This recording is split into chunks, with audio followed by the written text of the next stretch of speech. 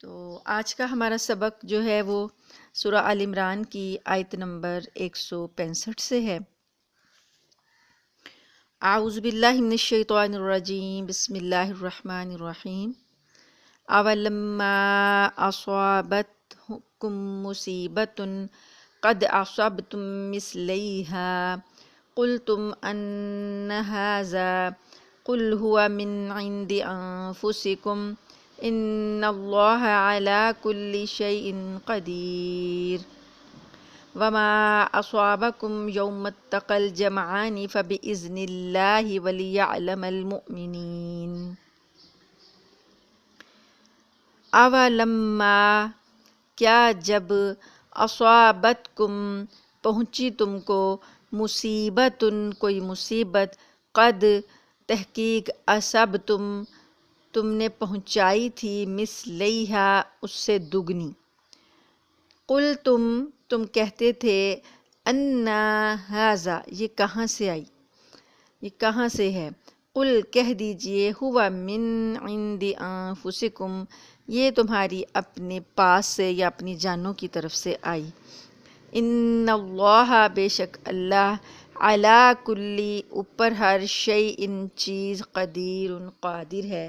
بے شک اللہ ہر چیز کے اوپر قادر ہے۔ وما اصابکم اور جو پہنچا تم کو یوم التقى الجمعان جس دن ملی دو جماعتیں فبإذن اللہ تو پس وہ اللہ کے حکم سے ولیعلم اور تاکہ جان لے وہ جان لے یعنی اللہ جان لے المؤمنین مومنوں کو۔ ان آیات میں وہ غزوہ احد کے جو واقعات کا ذکر چلا آ رہا تھا اس کی تفصیلات ہم نے کافی پڑھ لیں، اور جو مومنوں کو تکلیف پہنچی ان کی کوتاہی کا جو ذکر ہوا تھا اس کے بعد اللہ تعالیٰ نے سب کو معاف کر دیا، عام عفو درگزر کا اعلان کر دیا، رسول صلی اللہ علیہ وسلم سے بھی معافی دلوا دی۔ تو اب حضور صلی اللہ علیہ وآلہ وسلم کی اس کے بعد اللہ پاک نے ان کی خصوصیات اور ان کی برکتوں کا ذکر کیا، اپنے احسان کا ذکر کیا، تو اللہ پاک نے مزید تسلی کے لیے تھوڑا سا مضمون اور بیان کیا ہے کہ اولما اصابتکم کیا پس جب تم کو پہنچی مصیبت یعنی جب وہ اس دن جو تمہیں تکلیف پہنچی اس دن تمہیں مصیبت جو پہنچی تو قد اصبتم مثلیہا تو البتہ تم نے پہنچائی تھی اس جیسی، یعنی ایسی مصیبت تم ان کو پہنچا چکے تھے، یعنی دگنی مصیبت اپنے مخالف جو تھے نا غزوہ بدر کے پچھلے سال غزوہ بدر میں مخالفین جو تھے مکہ والے ان کے 70 قتل کیے تھے مسلمانوں نے اور 70 ہی قیدی بنائے تھے۔ تو اللہ پاک فرماتے ہیں کہ یہ جو تم کو مصیبت پہنچی تو اس طرح کی دگنی مصیبت تم پہلے ان کو پہنچا چکے تھے، ٹھیک ہے۔ قل تم ان ھذا اب تم یہ کہتے ہو کہ یہ کہاں سے آئی ہے، یہ مصیبت کیسے آ گئی، کہاں سے آ گئی۔ قل کہہ دیجئے ہوا من عند انفسکم تو یہ مصیبت تمہاری اپنی طرف سے آئی، یعنی تمہاری اپنی جانوں کی وجہ سے آئی، تمہاری اپنی طرف سے آئی۔ تو تاکہ مسلمانوں کو یہ اس لیے اللہ پاک نے احساس دلایا تاکہ مسلمانوں کے اندر اپنی شکست کا غم جو ہے نا وہ کم ہو جائے، اور اپنی جو دگنی جیت ہے ان کی پچھلی والی اس کو جب یاد کریں گے تو آج کی جو شکست ہے اس کا غم جو ہے وہ کم ہو جائے گا، وہ تکلیف پھر گھٹ جائے گی، ان کو وہ لگے گا نہیں کہ ہم جو ہیں نقصان ہم نے اٹھایا ہے۔ تو اللہ پاک فرماتے ایک تو اپنا یہ اپنی طرف سے یہ اس کی نسبت جو اپنی طرف کریں کہ یہ ہماری وجہ سے آئی ہے، کہ ہم لوگوں نے یہ کام کیا، غلطی کی تو ہمیں اس وجہ سے یہ سامنا اٹھانا پڑا۔ تو اس وجہ سے بھی انسان جب اپنی غلطی کو دیکھتا ہے تو تب بھی اس کی تکلیف کم ہوتی ہے کہ میری ہی غلطی تھی تو میری غلطی کی وجہ سے ایسا ہوا۔ تو ایک تو یہ بات کہ ہوا من عند انفسکم یہ تمہاری اپنی جانوں کی طرف سے آئی، تمہاری اپنی غلطیوں کی وجہ سے آئی۔ اور دوسری بات یہ کہ ان اللہ علی کل شیء قدیر اور بے شک اللہ ہر چیز پر قادر ہے۔ تو دوسرا یہ کہ بہت سی حکمتیں اس میں چھپی ہوئی ہیں کہ اللہ ہر چیز پر قادر ہے. اگر اللہ ہمیں فتح دلا سکتا ہے تو اللہ تعالیٰ ہمیں شکست بھی دلا سکتا ہے. تو اس وجہ سے یہ چیزیں جو تھیں مزید تسلی کے لیے اللہ پاک نے ذکر کیا کہ ان باتوں کو دیکھیں گے تو ان کو تسلی ہو جائے گی. اور ایک اور سبب اللہ پاک نے آگے بتایا کہ یہ جو آزمائش ہوئی غزوہ احد میں، اس کا ایک اور سبب یہ بھی تھا کہ وہ اگلی آیت دیکھیں، وما اصابکم یوم التقى الجمعان، اور جو بھی پہنچا تم کو یوم التقى الجمعان، اس دن جب کہ ملی دو جماعتیں، دو لشکر جو ہے آپس میں آمنے سامنے ہوئے، دو جماعتیں آمنے سامنے ہوئیں، اس دن جو نقصان تمہیں پہنچا وہ کیا تھا؟ فَبِإِذْنِ اللَّهِ، تھا وہ اللہ کے حکم سے. وَلِيَعْلَمَ الْمُؤْمِنِينَ، لیکن آزمائش تھی مسلمانوں کی کہ اللہ مومنین کو جانچنا چاہتا تھا. اللہ تعالیٰ مومنین کو جانچنا چاہ رہا تھا کہ کس طریقے سے یہ کون اس میں ثابت قدم رہتا ہے اور کون جو ہے منافقت کرتا ہے.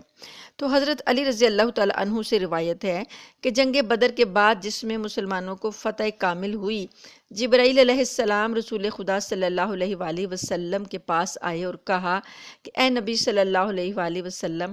آپ کی قوم کا کفار کو قیدی بنا کر پکڑ لینا اللہ تعالیٰ کو پسند نہیں آیا. اب انہیں یعنی مسلمانوں کو دو باتوں میں سے ایک کے اختیار کر لینے کا حکم دیجیے، یا تو یہ کہ ان قیدیوں کو یہ قتل کر ڈالیں یا ان سے فدیہ وصول کر کے چھوڑ دیں، مگر پھر مسلمانوں میں سے اتنی ہی تعداد شہید ہوگی.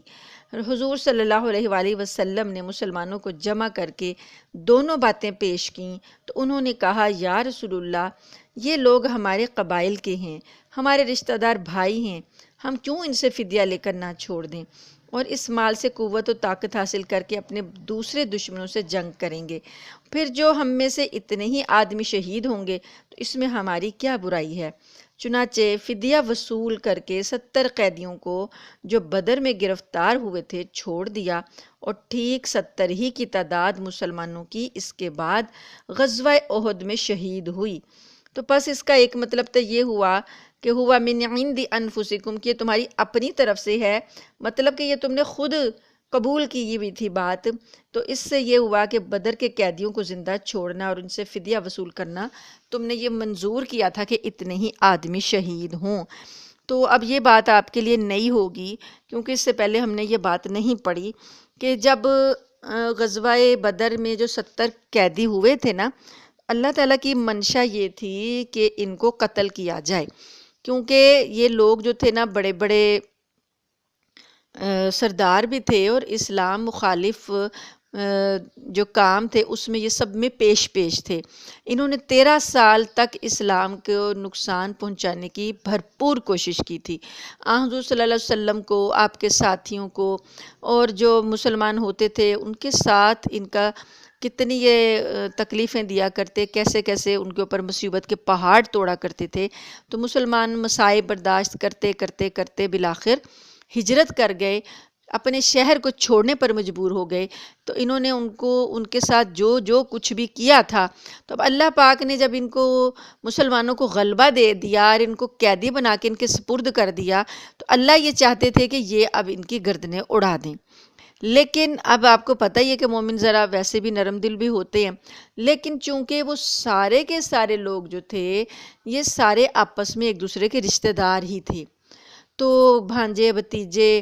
اور کسی کے بھائی کسی کے باپ، یہ اپنے ان کے رشتہ دار ہی تھے. تو جب قیدیوں کی صورت میں ان کے پاس آئے ہیں تو پھر انہوں نے یہ سوچا کہ فدیہ لے کر ہم ان کو چھوڑ دیتے ہیں. تو نبی کریم صلی اللہ علیہ وسلم نے 2 باتیں ان کے سامنے رکھی تھیں، چونکہ نبی کریم صلی اللہ علیہ وسلم بھی نرم دل واقع ہوئے تھے اور حضرت ابوبکر صدیق رضی اللہ تعالیٰ عنہ بھی نرم دل واقع ہوئے تھے. تو انہوں نے جو تھا ان کا یعنی رجحان یہی تھا کہ چلو یہ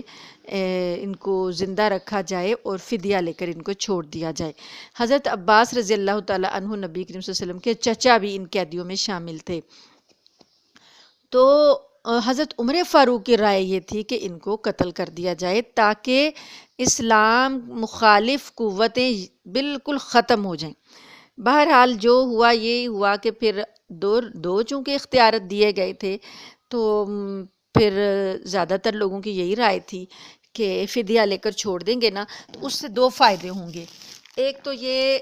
ہمارے حسن سلوک سے متاثر ہو جائیں گے اور ہو سکتا ہے کہ بعد میں یہ مسلمان بھی ہو جائیں. دوسرا یہ کہ جب ہم ان سے فدیہ لیں گے تو فدیے کا جو مالی فائدہ ہوگا وہ اس سے ہم اپنے حالات کو مزید بہتر کر کے مزید جہاد کی تیاری میں اسی فدیے کو ہم استعمال کریں گے. بہرحال یہ بات ہو گئی تھی. تو اللہ پاک نے پھر جبرائیل علیہ السلام نے نبی کریم صلی اللہ علیہ وسلم کو بتا دیا تھا کہ یہ آپ کو اتنے ہی اپنے آدمی پھر شہید کروانے ہوں گے، کیونکہ یہ جو آپ چھوڑ رہے ہیں ان کو فدیہ لے رہے ہیں تو اس کے جان کے بدلے جان پھر دینی پڑنی ہے. تو اللہ پاک کا یعنی یہ آ چکا تھا فیصلہ، لیکن چونکہ اب یہ نبی کریم صلی اللہ علیہ وسلم اور آپ کے ساتھی سب ایک فیصلے پر متفق ہو گئے تھے، تو اب جو ہوا تو اللہ پاک نے کہا کہ اب ان کے بدلے میں 70 جانیں تمہیں اگلی بار دینی پڑیں گی. تو مسلمانوں نے بھی قبول کر لیا. انہوں نے کہا کہ پھر کیا ہوا، ہم شہید ہی ہوں گے نا، تو شہادت سے بڑھ کر کوئی رتبہ ہے، ہم کر لیں گے یہ قبول. تو اس کی وجہ سے اب جب غزوہ احد میں یہ لوگ شہید ہوئے 70 کی تعداد میں، تو شاید وہ پچھلی بات ذہن میں نہیں تھی، اس وجہ سے اللہ پاک نے یاد کروایا ہے کہ قل ہوا من عند انفسکم، یہ تمہاری اپنی طرف سے آئی ہے، تم اس بات پر پہلے سے متفق ہو چکے تھے، اس بات پر رضامندی دے چکے تھے. تو اللہ ہر چیز پر قادر ہے اور ہوتا تو ہر کام اللہ کے حکم سے ہے، لیکن اللہ تعالیٰ مومنوں کو جانچنا چاہتے ہیں. آزمائش کی ایک حکمت یہ بھی ہے کہ اللہ تعالیٰ یہ دیکھ رہے ہیں کہ ثابت قدم اور غیر متزلزل ایمان والے صبر کرنے والے بندے معلوم ہو جائیں اور منافقین کا حال بھی کھل کر سامنے آ جائے. وہ اگلی آیت میں ہے کہ وَلِيَعْلَمَ الَّذِينَ نَافَقُوا، اور تاکہ وہ جان لے، اللہ جان لے ان لوگوں کو نافقو جنہوں نے منافقت کی ہے. وَقِيلَ لَهُمْ، اور کہا گیا ان سے تعالوا، تم آؤ، قاتلوا فی سبیل اللہ او ادفعوا، لڑو اللہ کی راہ میں یا دفاع کرو. قالوا لو نعلم قتالا لاتبعناکم، انہوں نے کہا، منافقین نے کہا، وہ بولے لو نعلم قتالا، اگر ہم جانتے جنگ، لاتبعناکم، تو ضرور تمہارا ساتھ دیتے. ہم للکفر یومئذ، ہم وہ للکفر، کفر کے لیے، یومئذ اس دن، اقرب زیادہ قریب تھے، منہم للایمان، ایمان کی نسبت. یعنی جب غزوہ احد میں ان لوگوں نے یہ کہا کہ ہمیں اگر فائدہ ہوتا نا کہ یہ لڑائی جو ہے واقعی ایک جنگ ہے، لڑائی ہے، تو ہم اس میں ضرور شریک کرتے ہوتے. تو اللہ پاک فرماتے ہیں کہ اس دن وہ لوگ بظاہر تو کلمہ پڑے ہوئے تھے نا، لیکن ایمان کی نسبت وہ کفر کے زیادہ قریب تھے. یعنی کافرانہ کفریہ کلمات وہ کہہ رہے تھے، ان کے رویے وغیرہ سب کفر کو ظاہر کر رہے تھے. یقولون، وہ کہتے ہیں، بافواہہم، اپنے منہ سے، ما لیس فی قلوبہم، جو نہیں ہے ان کے دلوں میں. یعنی اپنے منہ سے وہ بات کرتے ہیں جو ان کے دل میں نہیں ہے، مطلب نفاق ہے، دل میں ان کے کفر بھرا ہوا ہے اور دل میں کچھ اور ہے، منہ پر کچھ اور ہے. واللہ، اور اللہ، اعلم، خوب جانتا ہے، بما یکتمون، جو وہ چھپاتے ہیں. اپنے دلوں میں جو بات انہوں نے چھپائی ہوئی ہے اللہ تعالیٰ اس کو خوب جانتا ہے. تو یہاں پر اللہ تعالیٰ نے یہ بتایا کہ اللہ تعالیٰ نے مومنین کی آزمائش بھی کرنی تھی. یہاں پر غزوہ احد میں جو یہ شہادتیں ہوئی ہیں، اس میں اللہ پاک نے مومنین کی پہچان بھی کرنی تھی اور منافقین کی پہچان بھی کرنی تھی. اور منافقین جو تھے مسلمانوں کے ساتھ مل جل کر ریاکارانہ زندگی گزار رہے تھے، تو اب اس موقع پر ان کا نفاق پوری طرح کھل کر سامنے آ گیا اور آخر تک کوئی ایسا مرحلہ نہیں آیا جس میں یہ منافقین اپنی سازشوں سے، اپنے فتنوں سے باز رہے ہوں. اب جو یہ کھل کے سامنے آئے ہیں، آخر تک اسلام کے فتح ہونے تک یہ اپنی سازشیں کرتے ہی رہے. اور انہوں نے لوگوں کو کیا کہا تھا کہ شہر سے باہر جا کر لڑنا جو ہے وہ اپنی موت کو دعوت دینا ہے، تو اگر تم شہر کے اندر لڑو گے، اگر ہم سمجھتے کہ یہ جنگ ایسی ہوگی جیسے ہم چاہ رہے ہیں تو ہم ضرور تمہارے ساتھ شامل ہو جاتے، لیکن یہ تو بالکل موت کے منہ میں جانے والی بات ہے، یہ جنگ تو نہیں ہو رہی، تم تو خود اپنے آپ کو موت کے منہ میں لے کر جا رہے ہو، اس لیے اب ہم تمہارے ساتھ نہیں چل سکتے۔ تو ان آیات کی تفسیر کے سلسلے میں ایک اہم فائدہ حضرت حکیم الامت مولانا تھانوی رحمہ اللہ نے اپنی تفسیر بیان القرآن میں لکھا ہے کہ جنگ احد کی شکست کے واقعہ میں عتاب کے بعد حضرات صحابہ کو جا بجا جو تسلی دی گئی ہے اس سے دوسرے نافرمانی کرنے والے دھوکہ نہ کھائیں۔ یہ صحابہ کرام کو تسلی دی گئی نا، عف اللہ عنکم۔ اب یہ جو منافق ہیں تو اب کہا جائے اگر کہ زبان سے انہوں نے کلمہ پڑھا ہوا ہے اور نبی صلی اللہ علیہ وسلم کے ساتھی ہیں تو کوئی ان کو صحابہ میں شمار کرے اور ان کے بارے میں دھوکہ نہ کہیں گے ان کے لیے بھی بخشش کا اعلان ہو گیا، نہیں، ایسی بات نہیں ہے کہ یہ جو سمجھیں کہ جو ہم سے غلطیاں ہوئی ہیں یا جو ہم گناہ کرتے ہیں تو کوئی بات نہیں، اللہ پاک نے صحابہ کو معاف کیا تو اللہ تعالیٰ ہمیں بھی معاف کر دیں گے، ایسی بات نہیں ہے۔ ان لوگوں نے، صحابہ کرام نے تو اپنی پوری جان مال سب پیش کر دیے تھے، جہاد کے لیے نکل گئے تھے، جہاد میں شریک ہوئے تھے، نبی صلی اللہ علیہ وسلم کا ساتھ دیا تھا، صرف ایک اجتہادی خطا ہوئی تھی۔ اجتہادی کیا ہوتا ہے کہ آپ کو بات کے سمجھنے میں آپ کی نیت نیک ہے لیکن بات کے سمجھنے میں آپ سے لغزش ہو جائے، آپ مفہوم نہ سمجھے ہوں، آپ منشا نہ سمجھے ہوں، باقی آپ حاضر ہیں جی جان سے، لیکن آپ کو حکم کا منشا یا حکم کی مصلحت سمجھ میں نہیں آئی تو آپ سے غلطی ہو گئی۔ تو یہ اجتہادی خطا تھی، جان بوجھ کر دیدہ دانستہ ارادتاً گناہ کرنا اور گناہوں پر جرت کرنا دیدہ دلیری کے ساتھ، اور پھر یہ کہنا کہ یہ خطا تو اللہ تعالیٰ معاف کر دے گا، جیسے کہ اللہ نے پہلے ان کی بھی تو خطا معاف کی تھی نا، یہ بات نہیں ہے۔ صحابہ کرام نے جان بوجھ کر نہیں کیا تھا، وہ ان سے اجتہادی خطا ہو گئی تھی کہ وہ یہ سمجھے تھے کہ شکست ہو گئی ہے تو نبی کریم صلی اللہ کافروں کو تو وہ مال غنیمت مسلمان اکٹھا کر رہے ہیں تو نبی کریم صلی اللہ علیہ وسلم کا حکم اب ختم ہو گیا، آپ کا حکم فتح تک تھا، تو اس لیے فتح کے بعد اب یہ حکم ختم ہو گیا تو وہ وہاں سے اس ٹیلے سے اتر آئے تھے۔ تو یہ اجتہادی ان کے سے خطا ہوئی تھی۔ اب یہ نہ کوئی سمجھے کہ گناہوں پر اور جرت کر کی جائے گی اور دلیری سے گناہ کرتے پھریں گے تو اللہ تعالیٰ جو ہیں وہ اس طرح معاف کر دیں گے، ایسا نہیں ہے۔ اب یہ جو ہم آخری جو اگلی آیت پڑھ رہے ہیں نا 167 نمبر 167 کہ اللہ تعالیٰ منافقین کو معلوم کر لے، اور وقیل لہم تعالوا، اور جب ان سے کہا گیا کہ آؤ قاتلوا، لڑو فی سبیل اللہ، اللہ کی راہ میں آؤ جنگ کرو، او ادفعوا، یا دفاع کرو، یعنی یا تو میدان جنگ میں لڑنے کے لیے آگے آؤ یا پھر دفاع کے لیے کوئی ڈیوٹی سنبھالو۔ تو ان لوگوں نے کیا کہا تھا، قالوا لو نعلم قتالا لاتبعناکم، اگر ہم جانتے کہ یہ جنگ ہے تو ہم ضرور تمہاری پیروی کرتے۔ تو ابھی یہ سلسلہ کلام جاری ہے، تو ان آیات میں عبداللہ بن ابی جو ہے نا رئیس المنافقین، یہ آیت اس کے اور اس کے ساتھیوں کے متعلق نازل ہوئی ہے، کیونکہ منافقین کا ذکر سورہ بقرہ سے شروع ہوا ہے نا، تو یہاں پر منافقین جو ہیں یہ نبی کریم صلی اللہ علیہ وسلم کے ساتھ احد کے قریب پہنچے تھے، تو یہ عبداللہ بن ابی اپنے 300 ساتھیوں کو ساتھ جو لایا تھا تو یہ کہہ کر واپس جانے لگا کہ آپ نے میری رائے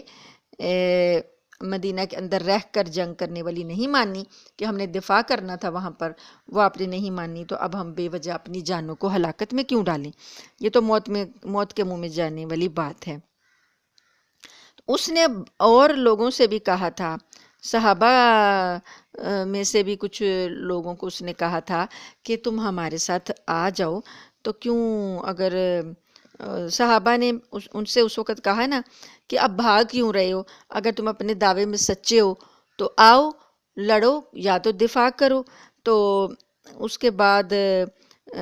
چلو نہیں بھی لڑنا دفاع کے لیے شریک رہو تاکہ دشمنوں پر رعب طاری رہے کہ لشکر کی تعداد 1000 تو تھی نا، لیکن یہ لوگ جو ہیں وہ نہیں مانے تھے اور چلے گئے تھے۔ تو اللہ تعالیٰ فرماتے ہیں کہ اس دن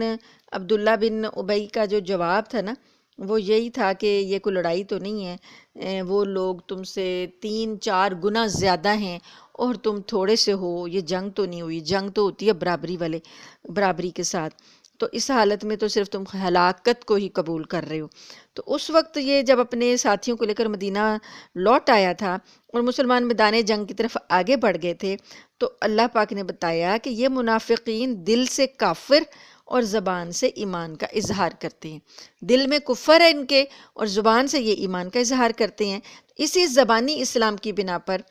یہ جو ہے نا مسلمانوں کے ساتھ مل تو جاتے ہیں، لیکن ہیلے بہانے کر کے پھر جب کوئی کام پڑتا ہے یا جب کوئی مشکل پڑتی ہے، مصیبت پڑتی ہے، تو چھوڑ کر چلے جاتے ہیں۔ تو اس فعل سے کیا ظاہر ہو رہا ہے؟ اس فعل سے یہی ظاہر ہو رہا ہے کہ یہ اپنے کفر کے قریب ہو گئے، زیادہ سے زیادہ اپنے کفر کا اظہار جب کر رہے ہیں، نافرمانی کر رہے ہیں، تو یہ اپنے کفر کے بہت قریب ہیں۔ اللہ فرماتے ہیں ہم للکفر یومئذ اقرب منہم للایمان، اس دن یہ کفر سے زیادہ قریب تھے ایمان کی نسبت۔ اور یقولون بافواہہم، یہ کہہ رہے تھے اپنے منہ سے، ما لیس فی قلوبہم، جو ان کے دلوں میں نہیں تھا، زبانوں پر کچھ اور تھا اور دلوں میں کچھ اور تھا۔ واللہ اعلم بما یکتمون، اور اللہ جانتا ہے جو کچھ یہ اس وقت چھپا رہے تھے۔ الذین قالوا، اگلی آیت ہے، یہ بھی انہی کے بارے میں نازل ہوئی جو یہ انہوں نے اس دن الفاظ بولے تھے، وہ اللہ پاک نے یہاں پر بتائے۔ الذین قالوا، یہ لوگ ایسے ہیں جو کہتے ہیں، لاخوانہم، اپنے بھائیوں سے، وقعدوا، اور بیٹھے ہوئے، وہاں پر بیٹھے ہوئے ہیں اور بھائیوں سے کیا کہہ رہے ہیں؟ لو اطاعونا، اگر تم ہماری اطاعت کرتے، ما قتلوا، تو نہ مارے جاتے۔ اب جب جو مسلمان شہداء ہوئے، ان کے جو وارثین تھے یا شہداء کے پیچھے رہنے والے گھرانے تھے یا جو بقیہ مسلمان بچ گئے تھے، ان کو یہ بیٹھے بیٹھے اب یہ باتیں کر کر کے نا ان کو خام خواہ میں ایک طرح سے جیسے دل میں پچھتاوے کا احساس بھرنا ہو، وہ اب کوششیں کر رہی ہیں اور بیٹھے ہوئے یہ کہہ رہی ہیں کہ اگر تم ہماری بات مان لیتے نا تو تم اس طرح قتل نہ ہوتے۔ قل، کہہ دیجئے، فادرؤوا عن انفسکم الموت ان کنتم صادقین، آپ صلی اللہ علیہ وسلم ان کو کہہ دیجئے، فادرؤوا، تو تم ہٹا دو، ان انفسکم، اپنی جانوں سے، الموت، موت کو۔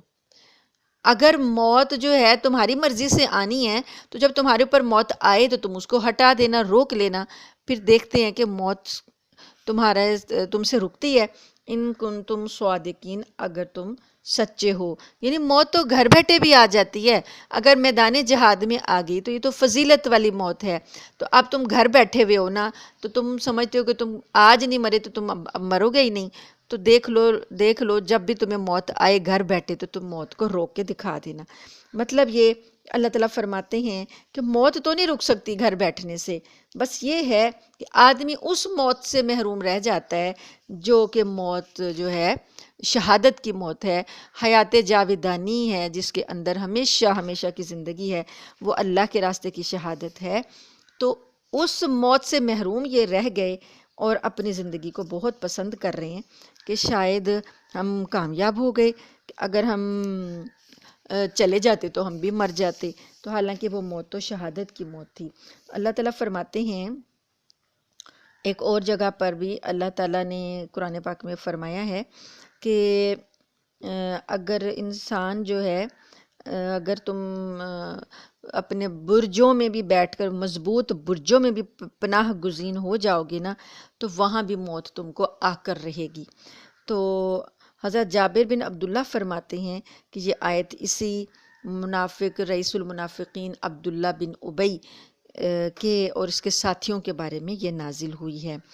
تو اللہ تعالیٰ ہمیں نفاق سے بچائے، اور اللہ پاک ہمیں جن شہیدوں نے اپنی جانوں کا نذرانہ پیش کیا، اللہ تعالیٰ ان کے درجات کو اور زیادہ بلند کرے، اور اللہ تعالیٰ ہمیں بھی اپنی جان اور مال کے ذریعے اسلام کی خدمت کرنے کا جذبہ عطا فرمائے۔